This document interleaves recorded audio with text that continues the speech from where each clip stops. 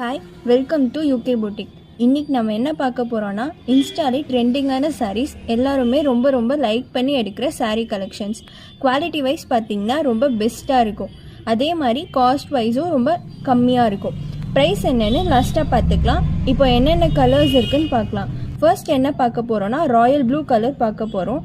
Blouse ஃபுல்லாக butterfly designs வந்திருக்கு. அடுத்து பார்த்திங்கன்னா ராமர் க்ரீன் கலர். இந்த சாரீ ரொம்ப கிளாஸி லுக்காக இருக்கும். பார்த்தீங்கன்னா ஒயின் கலர் சாரீ.